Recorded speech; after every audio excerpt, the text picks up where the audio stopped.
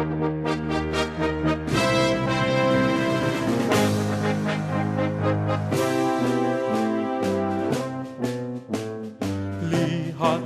ladang sudah menguning, telah siap dituai. Siapa yang From every nation we shall be gathered. Millions redeemed shall be Jesus reborn. Then he will turn and say to his Father, truly my suffering was worth it all. God, you are waiting, your heart is breaking for all the people who live on the earth. Stir us to action, fill with your passion for all the people who live on the earth. Kepada hambanya, Pendeta Dr. Insinyur Mangapul Sagala, saya persilakan untuk menyampaikan firman Tuhan.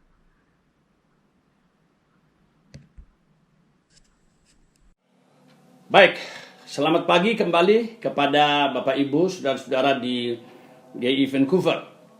Puji Tuhan, kita masuk kepada sesi ketiga bulan misi tentang penginjilan ini. Sebelum kita mendengarkan firman Tuhan, mari kita berdoa bersama-sama.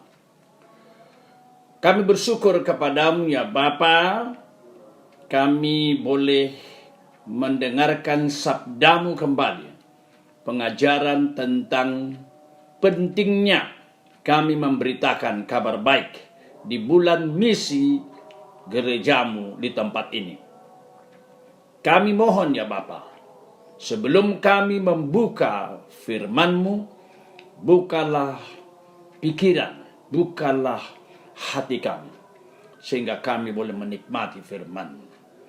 Berkati juga jemaat-Mu, baik yang di rumah, di mana saja, juga hamba-Mu yang memberitakan, serta semua alat yang kami gunakan. Demi nama Yesus kami berdoa. Amin. Baik, Bapak Ibu sekalian, kita akan membaca firman Tuhan dari dua bagian. Bagian pertama dari 2 Timotius pasal 3 ayat 1 sampai 5. Dan bagian kedua 2 Timotius pasal 4 ayat 1 sampai 5 juga. Saya baca 2 Timotius pasal 3 ayat 1 sampai 5. Ketahuilah bahwa pada hari-hari terakhir akan datang masa yang sukar. Manusia akan mencintai dirinya sendiri dan menjadi hamba uang. Mereka akan membual, menyombongkan diri, pemfitnah, berontak terhadap orang tua, tidak tahu berterima kasih, tidak memperdulikan agama. Ayat 3. Tidak tahu mengasihi, tidak mau berdamai, suka menjelekkan orang, tidak dapat mengekang diri, garang, tidak suka yang baik. Ayat 4, suka mengkhianat, tidak berpikir panjang, berlagak tahu, lebih menuruti hawa nafsu daripada menuruti Allah. Secara lahiriah, mereka menjalankan ibadah mereka, tetapi pada hakikatnya mereka memungkiri kekuatannya. Jauhilah mereka itu. Tetapi di dalam pasal 4, dikatakan bukan berarti menjauhi, tidak peduli. Di pasal 4, di hadapan Allah dan Kristus Yesus yang akan menghakimi orang yang hidup dan yang mati, aku berpesan dengan sungguh-sungguh kepadamu demi penyataannya dan demi kerajaannya, for the sake of his kingdom. Beritakanlah firman, preach the gospel. Siap sedialah, baik atau tidak baik waktunya, kairosnya, ya, kesempatannya baik atau tidak baik. Harus siap sedia. Nyatakan apa yang salah, tegur dan nasihati dengan segala kesabaran dan pengajaran. Alasannya, ayat 3. Karena akan datang waktunya orang tidak dapat lagi menerima ajaran sehat, tetapi mereka akan mengumpulkan guru-guru menurut kehendaknya untuk memuaskan keinginan telinganya. Lebih menyedihkan lagi, mereka akan memalingkan telinganya dari kebenaran dan membukanya bagi dongeng. Ayat 5. Tetapi kamu, dalam bahasa Yunani ada kamu di sini, sude. Tetapi kamu, kuasailah dirimu dalam segala hal. Sabarlah menderita. Lakukanlah pekerjaan pemberita Injil. Dan tunaikanlah tugas pelayananmu. Baik, pada sesi ketiga ini dari bulan misi, kita akan membahas tentang penginjilan di tengah-tengah masa posmo, atau dikasih saya temanya evangelism in postmodern world.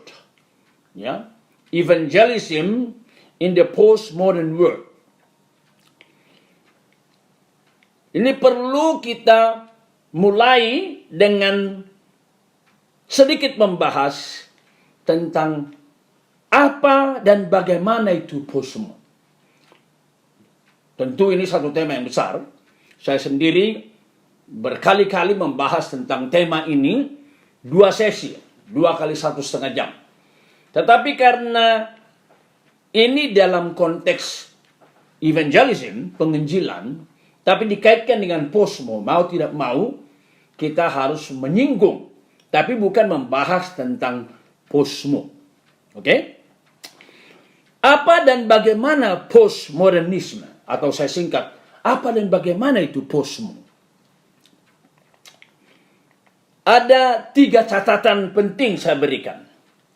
Yang pertama, sebenarnya posmo itu adalah sesuatu yang sulit didefinisikan, di mana para ahli memiliki pandangan yang berbeda-beda. Ini catatan pertama. Orang yang berbeda bisa memberikan definisi yang berbeda tentang posmo. Tapi nanti akan kita lihat secara general apa yang kita pikirkan tentang posmo. Yang kedua, catatan kedua, istilah posmo atau postmodernism dikaitkan dengan seorang bernama Jean-François Lyotard. Ya, Jean-François Lyotard. Muncul secara formal istilah ini dan intensional, secara sengaja, pertama kali pada leksikon filsafat tahun 1979. Sekali lagi, pada sebuah leksikon filsafat 1979 dengan publikasi oleh G.F. Lyotard yang berjudul The Postmodern Condition. The Postmodern Condition. Ini catatan yang kedua. Kapan mulai muncul? 1979 oleh G.F. Lyotard. Yang ketiga, posmo dengan berbagai bentuknya mempertanyakan apa yang disebut dengan realitas. Juga hal-hal yang bersifat objektif. Juga menolak adanya nilai dan kebenaran yang bersifat umum. Tetapi semua relatif. Dengan sendirinya menolak objektivitas sebuah apa yang disebut dengan kesalahan dan kejahatan. Barangkali akan lebih mudah kita memahaminya kalau kita bandingkan dengan postmodern dengan modernisme, ya. Jadi modernisme dan postmodernisme. Saya kasih ada 6 catatan. Saya bikin kalau saya bagi 2 kolom, maka di kolom pertama modernisme, kolom kedua postmodernisme, maka yang pertama modernisme menerima realitas. Menerima. Sedangkan di sisi lain posmo mempertanyakan apa yang kau maksud dengan reality. Ya. Yang kedua, modernisme bersifat rasional berusaha memikirkan setepat-tepatnya. Tetapi Posmo berkata rasio sangat terbatas. Jadi mempertanyakan apa yang dikatakan dengan rasional. Yang ketiga, modernisme mengakui bahwa pengetahuan bersifat objektif. Sedangkan postmodernisme berkata itu bukan objektif, subjektif. Ya, tidak ada yang namanya kebenaran objektif, yang adalah subjektif menurut dia, menurut orang itu.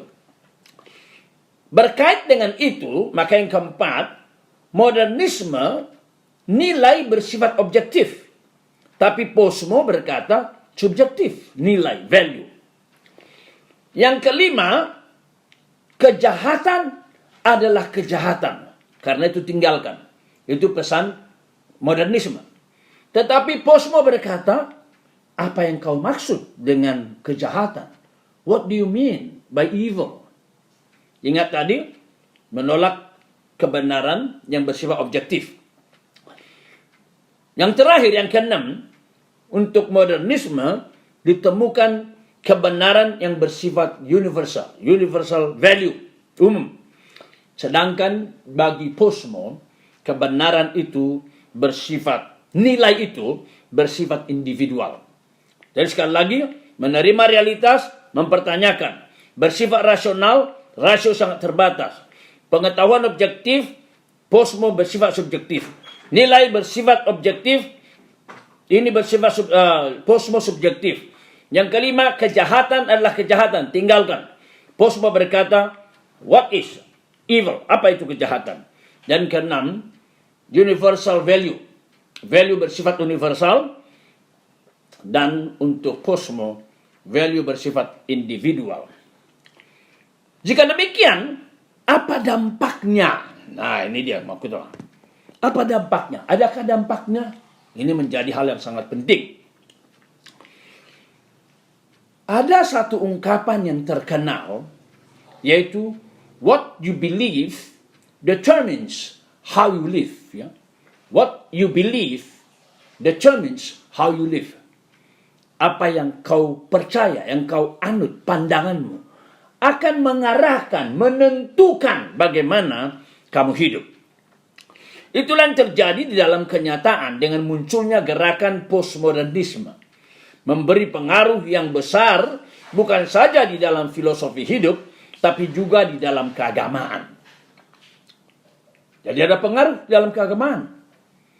Sebagai contoh, apa yang terjadi jika pertama, tidak ada nilai yang bersifat objektif? Artinya mempertanyakan apa yang namanya kejahatan, kesalahan. Yang kedua, apa yang terjadi jika tidak ada nilai yang bersifat universal? Nilai bersifat individual. Yang ketiga, kalau begitu, bagaimana hal itu, pendapat itu, berhubungan dengan ajaran kekristenan? Nah, itulah sebabnya tema kita, evangelism in the postmodernism world, dalam dunia Posmo, mau tidak mau, ada pengaruh, ada. Ketika kita membahas dua sesi pertama, tentang pentingnya penginjilan sebagai inisiatif Allah, kedaulatan Allah yang memerintahkan, karena Allah begitu mengasihi si dunia, for God so loved the world. Ketika kita berkata, oke, saya mau menginjil sekarang.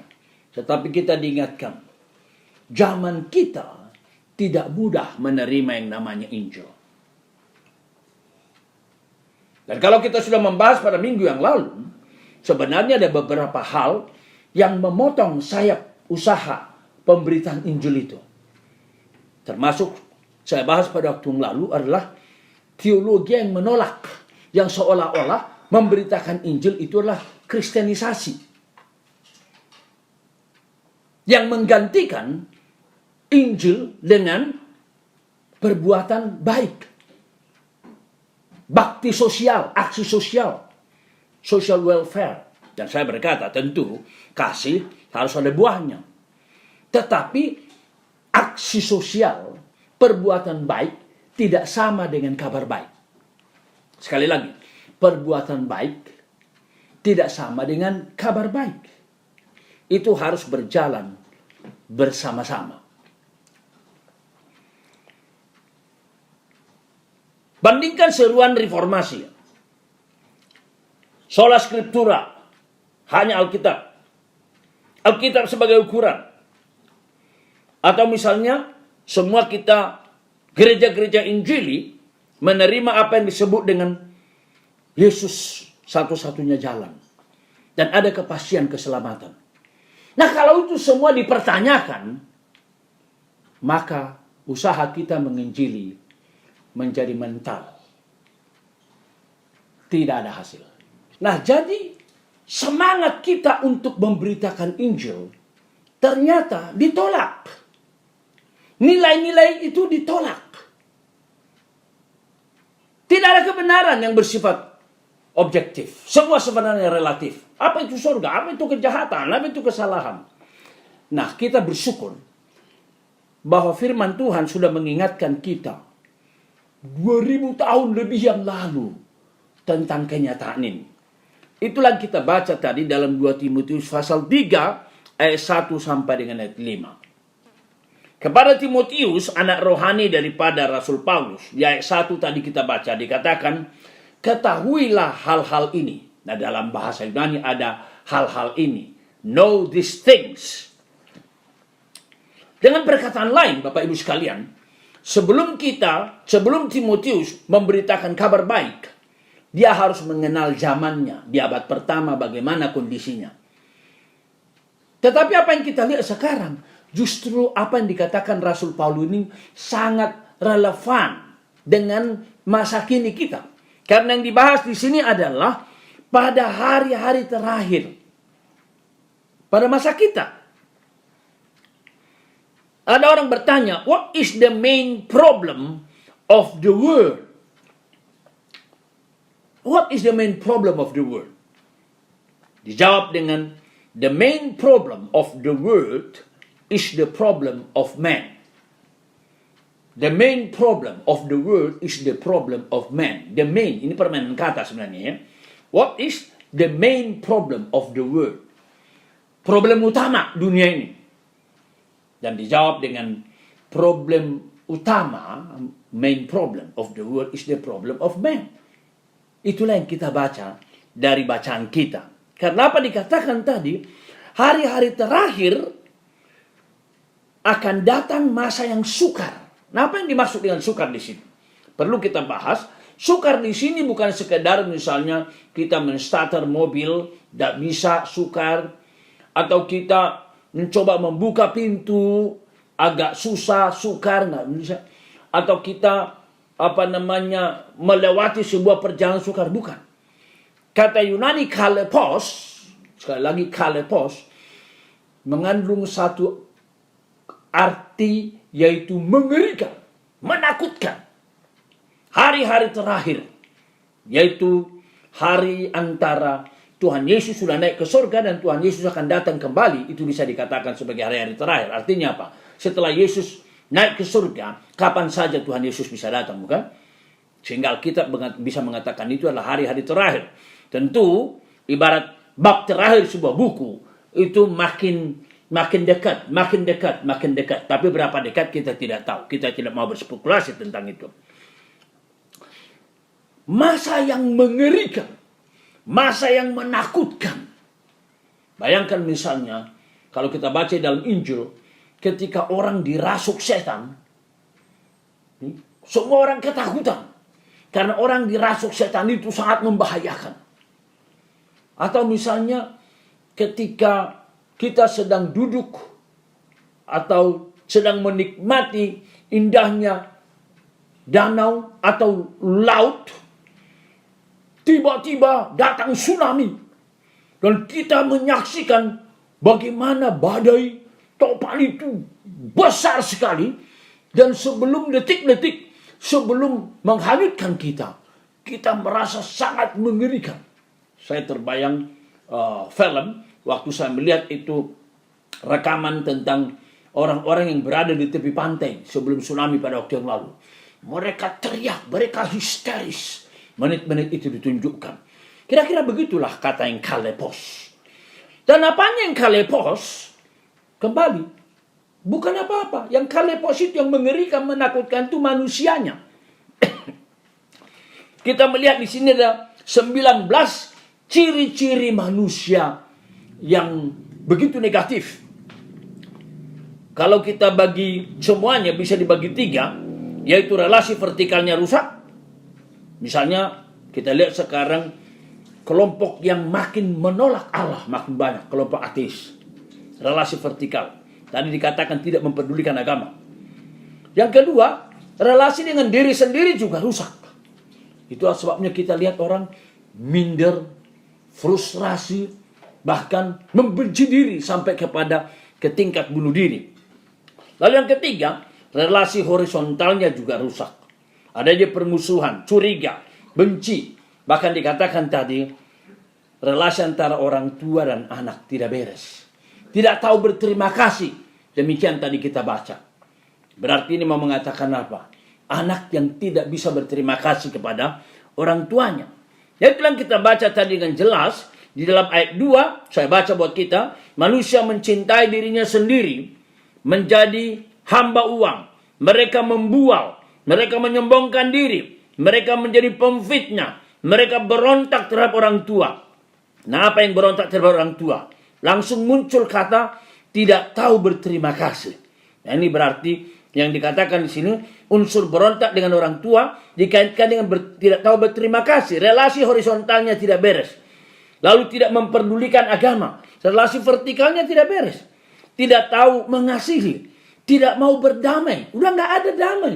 Gelisah. Benci dalam dirinya. Itu relasi dengan diri sendiri tidak beres. Dan kemudian kita baca lebih menuruti hawa nafsu daripada menuruti Allah. Kalau kita perhatikan ini dengan baik. Ayat 2 dimulai dengan manusia akan mencintai dirinya sendiri. Lalu kemudian ditutup di ayat 4. Lebih menuruti hawa nafsu daripada Allah. Berarti dimulai dengan mencintai diri secara salah. Lalu menuruti hawa nafsu juga lebih kepada Allah. Apakah mereka beribadah? Beribadah. Yang kita baca ayat yang kelima. Secara lahiriah mereka menjalankan ibadah mereka. Tetapi pada hakikatnya mereka memungkiri. Secara lahiriah, outwardly, they may practice their Christianity. But inwardly, nothing. Zero. Dalam kondisi seperti ini, disitulah tadi kita baca 2 Timotius pasal 4. Sekalipun manusia sudah dinubuatkan menjadi manusia yang tidak peduli Allah. Manusia yang hancur relasi vertikal, relasi ke dalam, relasi keluar. Maka Injil itu harus menjangkau mereka. Gereja mesti menjangkau orang seperti ini. Orang seperti ini yang frustrasi, yang akhirnya kecewa dengan diri, dengan sesama, dan mungkin akhirnya mereka berkata lebih bagus saya mengakhiri hidup saya atau membunuh orang lain. Kekacauan seperti ini harus diintervensi dengan kekuatan Allah, dengan berkat Allah. Itulah yang kita baca tadi dalam 2 Timotius pasal 4 ayat 1 dikatakan tadi, di hadapan Allah dan Yesus Kristus yang akan menghakimi orang yang hidup dan yang mati. Aku berpesan dengan sungguh-sungguh. Wah, itu luar biasa itu ya. Ini menunjukkan sesuatu keseriusan. Saya baca sekali lagi. Di hadapan Allah dan di hadapan Kristus Yesus yang akan menghakimi orang yang hidup dan yang mati. Buat apa kalimat introduksi seperti ini? Kenapa Rasul Paulus tidak langsung berkata kepada anak rohaninya Timotius, lakukan ini? Bisa bukan? Bisa. Tetapi begitu seriusnya perintah ini, sehingga digunakannya bukan sekedar otoritas dia sebagai bapak rohani atau sebagai guru, tetapi dia melibatkan Allah. Seakan-akan seorang abang yang kakak beradik. Karena serius dia bicara. Bukan hanya aku sekarang bicara. Saya panggil papa, saya panggil mama. Lalu kemudian disampaikanlah pesannya. Yang ini dikatakan Allah dan Yesus Kristus. Lalu kemudian dilanjutkan tadi lagi, aku berpesan dengan sungguh-sungguh demi kenyataannya dan demi kerajaannya. Poinnya apa? Dengan introduksi satu ayat yang panjang ini, yang sangat serius ini. Poinnya adalah beritakanlah firman. Preach the gospel. Beritakanlah firman. Siap sedialah baik atau tidak baik waktunya. Nyatakanlah apa yang salah. Tegurlah dan nasihatilah dengan segala kesabaran dan pengajaran. Jikalau Bapak Ibu Saudara menghayati Yunani, akan sangat indah membaca ini. Karena apa? Di dalam Yunani ada namanya perintah yang menunjukkan urgensinya, sangat pentingnya, sangat mendesaknya. Do it immediately. Don't wait. Jangan tunda-tunda. Never delay. Itulah yang disebut dengan tense aorist imperatif. Sekali lagi, dalam Yunani, aorist imperatif itu digunakan untuk sesuatu, the sense of urgency. Sesuatu yang sangat mendesak. Dan kata itu sebenarnya yang muncul di kata beritakanlah, kerukson. Lalu elekson, epitimeson, parakaleson. Jadi itu adalah bentuk daripada aorist imperatif. Beritakan, mendesak, siap sedia, mendesak, jangan tunda-tunda. Nyatakan kebenaran, nyatakan kesalahan, itu mendesak. Lalu dikatakan, hiburkanlah. Kalau dalam terjemahan kita, tegurlah. Nah, kata bahasa Yunani kita baca tadi, parakaleson. Berarti comfort them, comfort. Berarti waktu menegur pun bukan menegur menjatuhkan, menyatakan dosa supaya bertobat. Dengan perkataan lain, kalau kita baca ayat ini secara sangat teliti, boleh dikatakan cara yang ditaruhnya di sini adalah lakukanlah segala cara, all out ministry, all out evangelism. Makanya dikatakan kapan, segala waktu, segala kebenaran, segala metode. Kalau perlu tegur atau nasihati. Begitu mendesaknya pemberitaan kabar baik ini. Di tengah-tengah konteks yang sudah dikatakan tadi, manusia lebih memperdulikan dirinya, hawa nafsunya.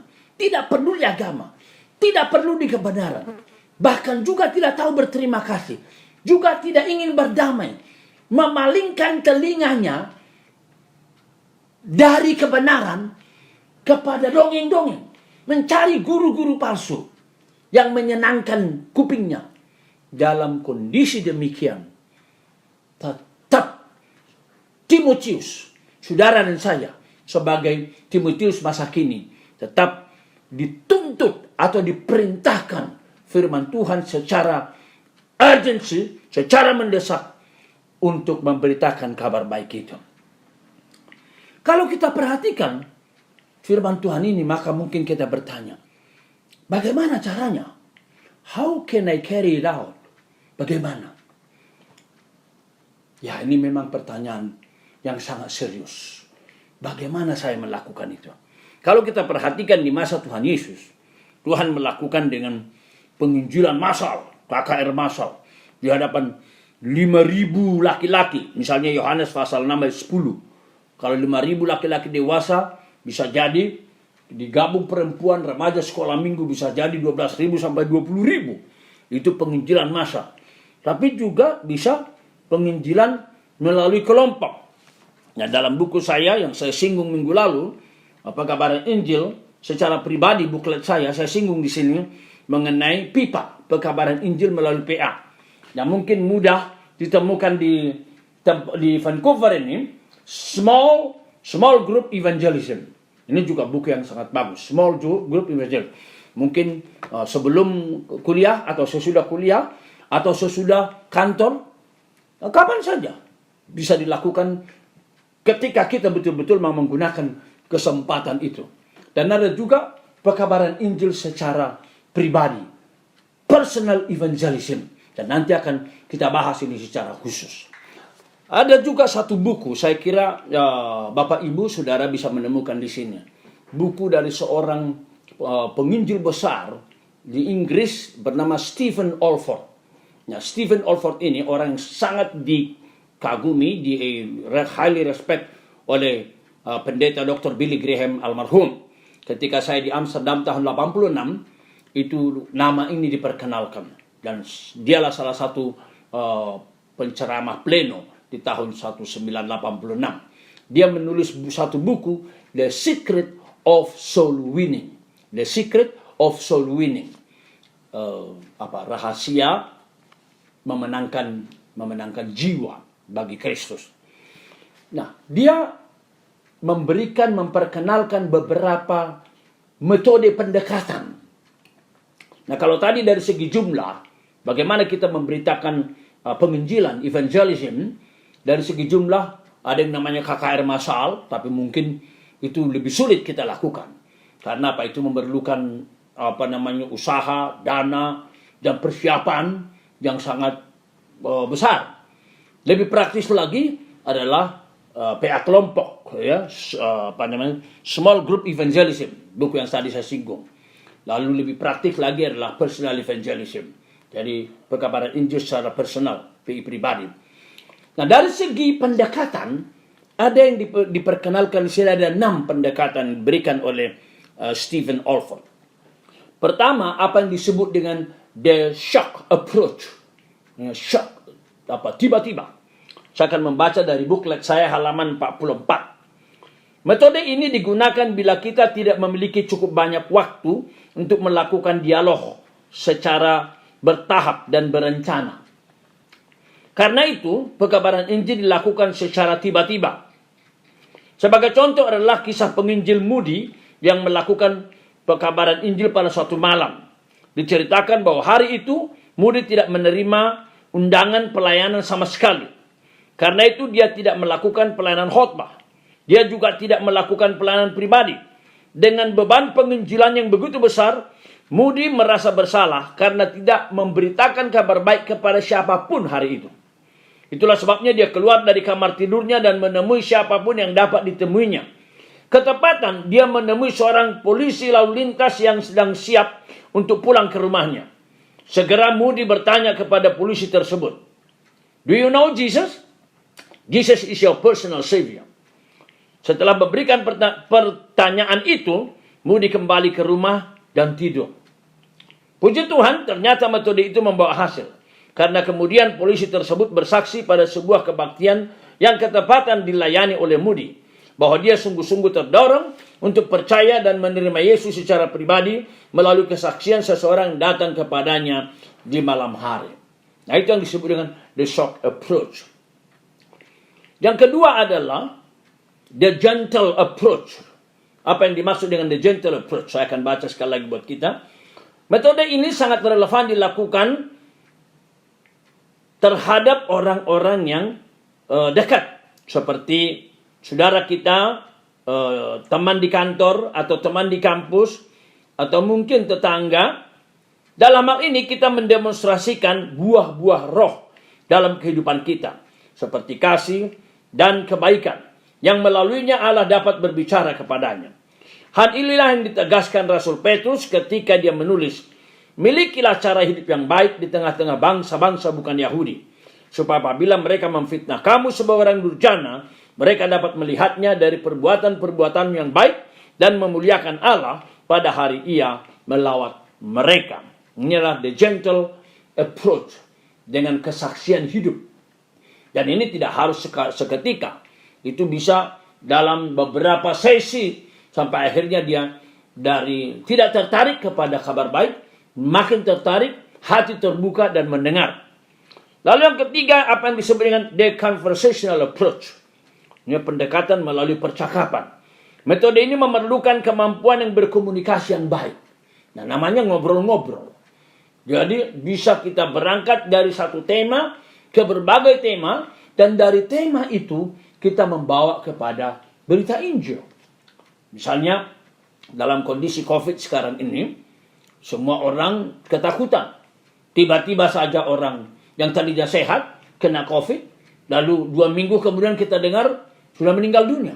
Nah, mungkin dari sini kita bisa menyampaikan Injil bahwa semua orang sudah berbuat dosa. Ya, dan upah dosa adalah maut. Sehingga diperlukan kepastian. Dan kita bertanya, ini sorry ini. Kita doakan sih, kita ini sehat-sehat melewati COVID ini. Tapi sekiranya mengalami COVID, sakit, dan seperti ribuan orang sudah meninggal. Jikalau Anda salah seorang daripadanya, apakah Anda sudah yakin akan keselamatan dan hidup kekalmu? Nah, mungkin dia akan memikirkan itu serius yang selama ini belum pernah dipikirkannya. Itu yang disebut dengan the conversational approach. Masuk melalui percakapan dan diarahkan kepada fakta-fakta Injil. Fakta Injil saya tulis di buklet saya ini. Pertama, semua orang berdosa, Roma 3:23. Lalu yang kedua, upah dosa adalah maut.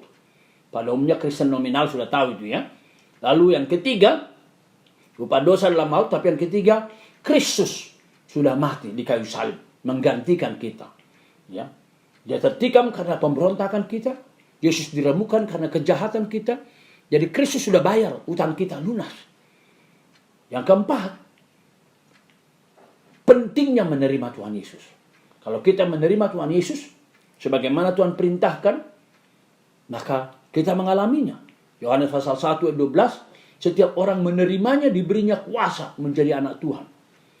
Lalu setelah kita menerima, maka yang kelima itu adalah kita yakin akan keselamatan kita. Tapi keselamatan bukan karena perbuatan baik. Keselamatan adalah anugerah. Dan akhirnya dengan keyakinan keselamatan, barang siapa memiliki Yesus, dia memiliki hidup. Nah, percakapan seperti ini ya, sangat baik. Menyampaikan fakta-fakta Injil. Mungkin tidak dalam satu percakapan, semua Injil fakta disampaikan. Ya, karena kita tahu, sebenarnya pekabaran Injil itu merupakan mata rantai. Tuhan mengirimkan orang pertama, orang kedua, orang ketiga. Sampai akhirnya mungkin setelah orang itu diyakinkan akan dosanya, tapi belum menerima Tuhan waktu itu, nanti datang lagi anak Tuhan, memberitakan Injil, tetapi kemudian dia sudah siap untuk menuai. Jadi itu sebabnya terjadi kerjasama. Ini conversational approach. Lalu yang keempat, itu adalah disebut dengan the literature approach. Apa maksudnya literature approach? Literatur. Penginjilan melalui literatur. Sekarang ada banyak sekali penginjilan melalui literatur. Terutama kalau kita lihat orang-orang dari Saksi Jehova. Itu banyak sekali. Ada teman saya berkata Saksi Jehova itu luar biasa cara mereka dan fanatisme mereka memberitakan Injil. Ingat kata kawan katanya. Mereka tidak membangun gereja. Mereka tidak mau menghabiskan uang mereka kepada gereja. Tapi mereka selalu menerbitkan literatur.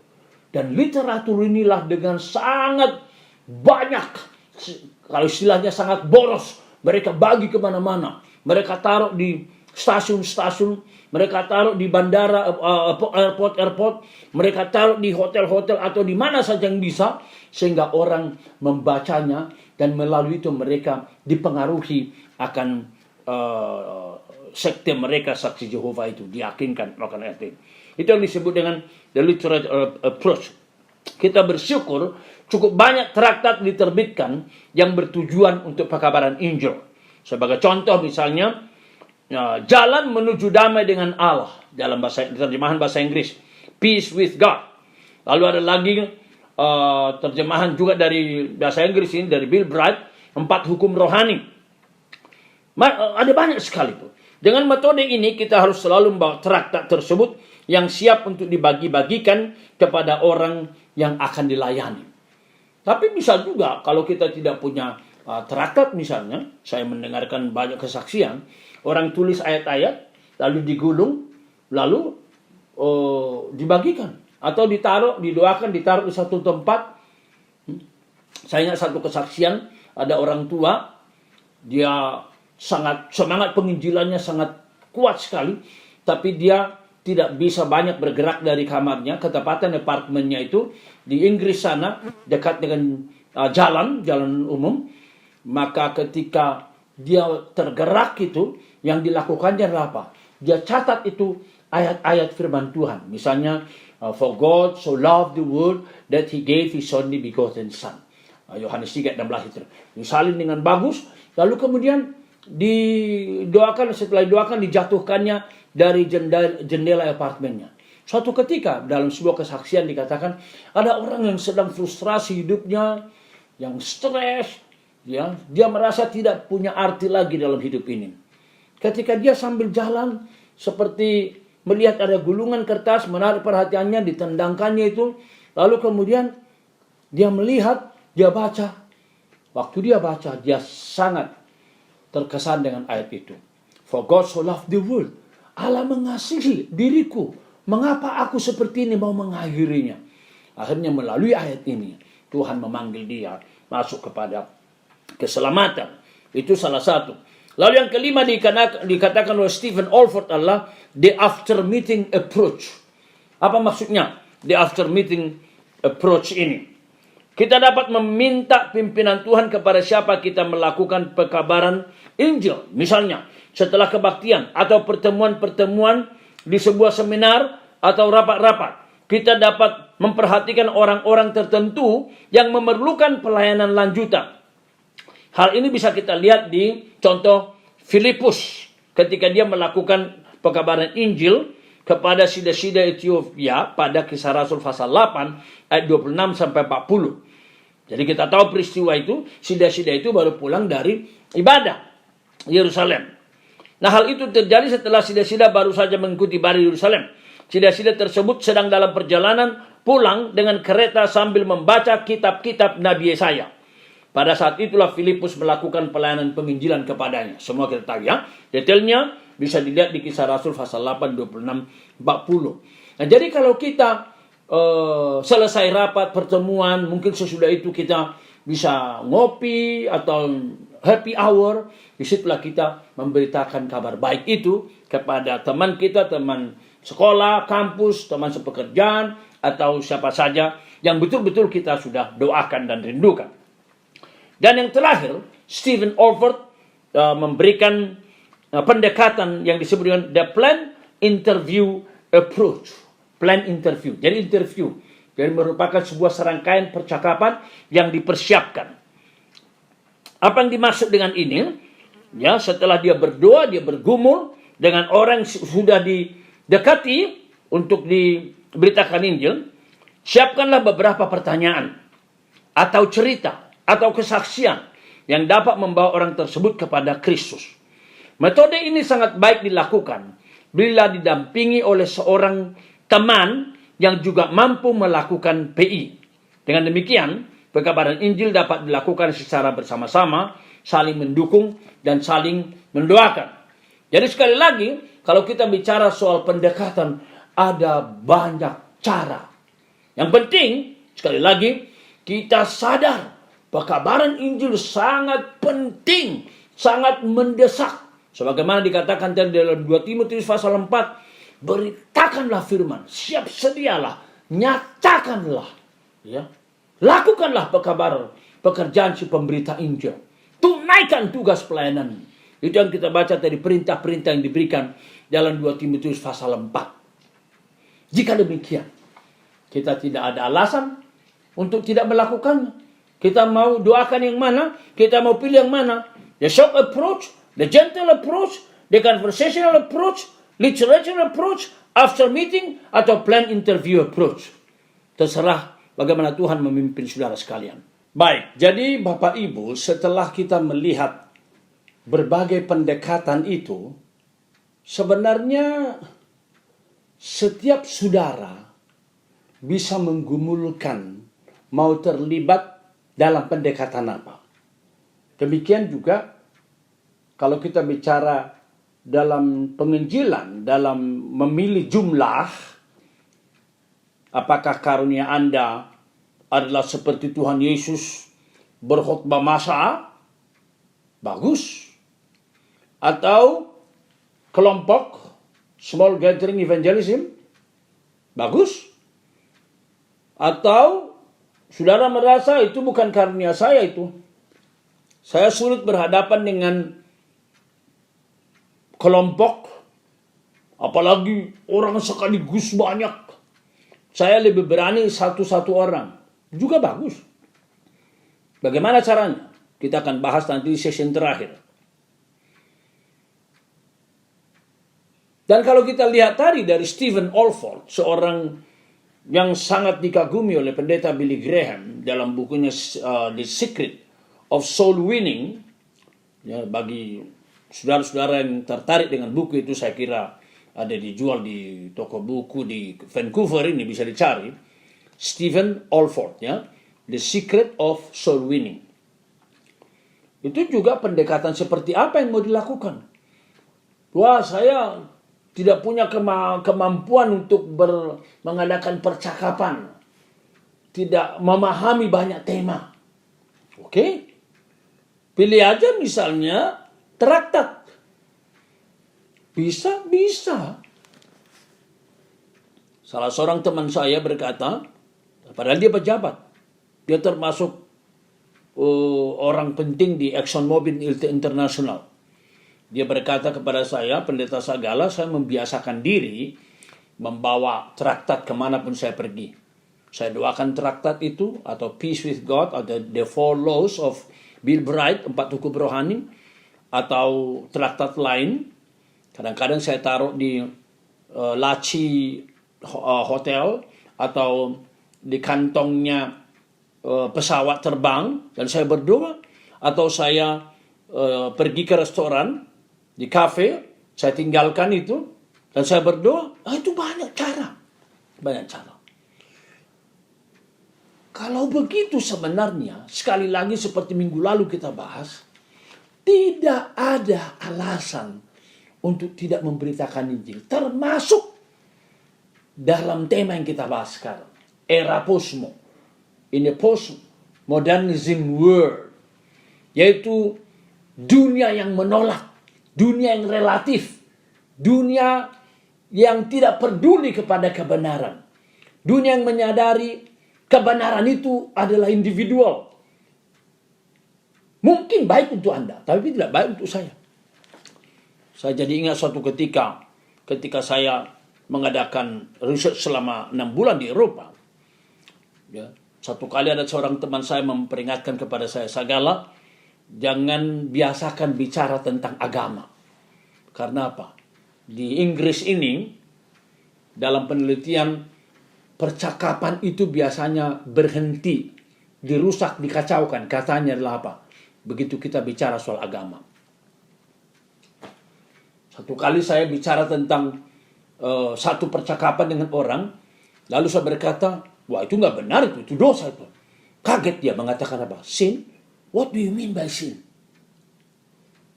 Ya memang, kalau kita lihat sekarang, mungkin Bapak Ibu Saudara pernah melihat, mohon maaf, satu video yang di dalam ibadah itu, pendetanya, maaf, telanjang. Jemaat juga telanjang. Ini juga dunia yang edan. Memang, kalau kita lihat, manusia ciptaan pertama yang Tuhan ciptakan itu ditaruh di Taman Eden. Setelah berdosa dibuang, akhirnya kemana? Tidak ada lagi di Taman Eden. Mereka di mana? Di Taman Edan. Tuh. Taman Edan. Itu sebabnya sebenarnya kadang-kadang ini, mohon maafin, kalau ada kerusakan, saya berpikir COVID seperti ini, mungkinkah ini? Dari manakah ini? Kalau orang berkata hukuman Allah, saya berkata sekiranya ini hukuman Allah, bisa juga. Karena apa? Ini di dunia era posmo ini udah dihujat itu Allah. Semua ketetapan-ketetapan Allah dilawan.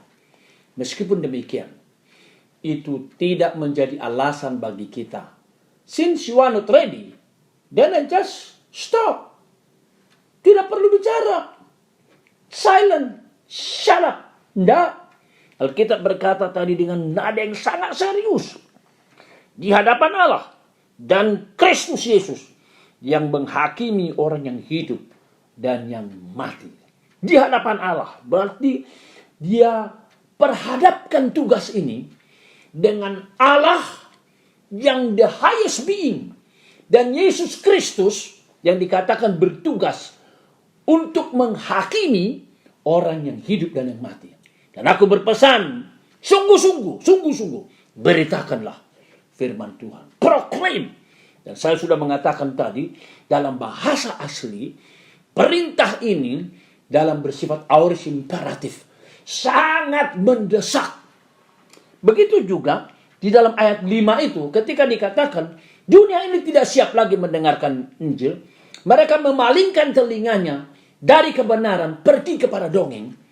Maka ayat 5 tidak dikatakan karena itu, diamlah kamu, kesera-sera, lihat apa terjadi. No. Dia berkata apa? Tetapi kamu, itu dia. But you, itu in contrast to the attitude of the negative attitude of the world to the gospel, to the good news.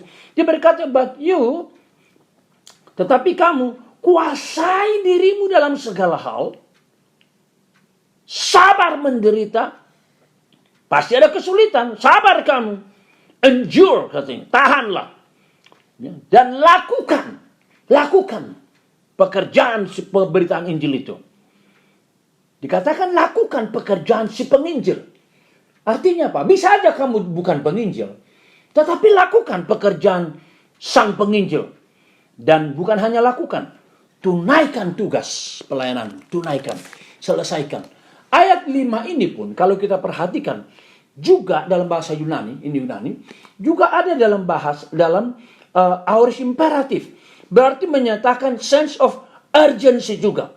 Itu yang kita baca, misalnya dikatakan di sini kakopateson, lalu poieson dari poieson, lalu evangelis tu ten diakonian tu plerotoperoson. Nah, itu memang bentuk daripada aorist. Luson, lusato, lusate, lusatosan. Lakukan segera. Itulah yang kita lihat tadi dari kesaksian daripada D.L. Moody. Tidak ada satu hari di mana dia tidak memberitakan Injil. Bahkan ketika dia sudah tertidur, tiba-tiba dia mau tidur, tiba-tiba dia ingat, saya tidak berkhotbah, saya tidak mengundang. Loh, akhirnya apa? Dia buka piyamanya, dia keluar, dia cari orang. Ya. Good evening, sir. Lalu setelah dijawab, dia bertanya, apakah kamu mengenal Yesus? Apakah kamu sudah menerima Yesus Kristus? Yesus adalah juru selamatmu. Oke, sir, good night. Dia pergi. Ternyata Tuhan memberkati itu. Dan itu menjadi satu kesaksian. Semua metode kalau Tuhan memberkati. Termasuk traktat tadi. Dunia sangat sedih oleh karena Dr. Ravi Zakaria meninggal dunia. Dunia sangat sedih. Dan kita tahu, bagi Anda yang sering mendengarkan YouTube, Ravi adalah salah seorang yang sangat kuat dalam membela kebenaran Injil. Apologet. Salah satu yang sangat berkesan bagi saya, atau saya katakan yang pertama kali saya mendengarkan kesaksian daripada Dr. Ravi Zakaria ketika saya ikut konferensi internasional bagi para penginjil di Amsterdam. 1986. Berarti 34 tahun yang lalu. International Conference for Itinerant Evangelists. Itu tanggal 12 sampai 21 Juli di Vinkenveen di Amsterdam di Reconvention. Salah satu yang sangat berkesan kepada saya adalah apa? Desakannya memberitakan Injil. Kenapa memberitakan Injil? Dia mengatakan apa? Saya dulu waktu saya muda, saya seorang moralis, saya seorang Hindu, saya seorang mengagumi segala yang namanya idealisme. Tetapi apa yang terjadi? Hati saya kosong. Saya berkali-kali ingin hidup benar. Ingin ideal. Tapi saya menyadari hidup saya kosong. Nothing. Meaningless. Dan dia bercerita, 2 kali saya mau bunuh diri. Tetapi saya bersyukur katanya. Saya diselamatkan oleh Tuhan Yesus. Lalu dia mengatakan apa? Kenapa saya menjadi orang Kristen? Kenapa saya menerima Injil? Bukan karena saya sekedar dari jahat jadi baik. Atau dari bodoh menjadi pintar. Bukan. Seorang moralis menjadi seorang lebih moralis. Bukan. Tetapi dia berkata, supaya saya berubah dari kematian kekal kepada kehidupan yang kekal. Dengan suara berteriak dia berkata apa? Bagi saya, Injil, the gospel as the good news, bukan mengubah saya sekedar menjadi baik makin moralis, atau makin pintar. Bukan. Tetapi saya yang seharusnya mati, eternally condemned. Now, I belong to Jesus. I inherit. Saya memiliki hidup yang kekal. Keselamatan, hidup kekal selama-lamanya. Wah, itu sangat terkesan dikatakannya itu. Dan kita sangat bersyukur seumur hidup Raffi menjadi orang yang sangat kuat dipakai Tuhan untuk memberitakan Injil. Meskipun melalui apologet, melalui pembelaan Injil. Kiranya Bapak Ibu Saudara-saudara sekalian diberkati Tuhan.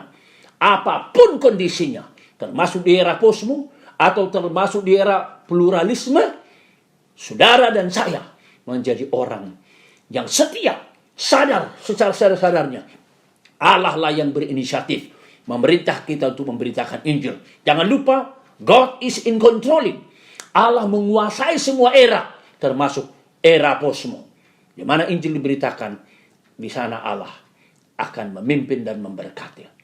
Tuhan memberkati saudara, setiap saudara-saudara yang merindukan dan setia memberitakan kabar baik. Siap saudara? Itulah yang kita rindukan. Dan mari kita berdoa. Bapa di surga, kami bersyukur kepadamu, kami boleh mendengarkan firman-Mu, seruan daripada firman-Mu, bahwa di hadapan Allah dan Yesus Kristus yang menghakimi, yang akan menghakimi orang hidup dan yang mati. Rasul Paulus berpesan dengan segala kesungguhan agar Timotius memberitakan, memproklamirkan Injil yang hidup. Demikianlah juga bagi gereja-gereja, bagi kami saat ini, dan bagi umat-Mu di GII Vancouver. Berkati Tuhan semua umat-Mu, terutama di dalam era posmo ini, atau era apapun, supaya dengan pertolongan Tuhan, anugerah Tuhan, kami semua dikaruniakan kerinduan, kasih yang besar, didesak oleh kasih Kristus, dan ditarik oleh kasih kepada sesama. Dan karena itu kami memberitakan kabar baik, dan banyak orang diselamatkan. Berkati hamba Tuhan, Pendeta David, dan semua hamba-hamba Tuhan di sini, juga majelis, dan seluruh anggota gereja, untuk terus-menerus menggumuli bulan misi ini, sehingga nama Tuhan dipermuliakan, dan umat-Mu diberkati. Dalam nama Tuhan Yesus kami berdoa. Amin. Mari saat ini kita mau mengikrarkan pengakuan iman rasuli. Aku percaya kepada Allah, Bapa yang Maha Kuasa, Khalik langit dan bumi,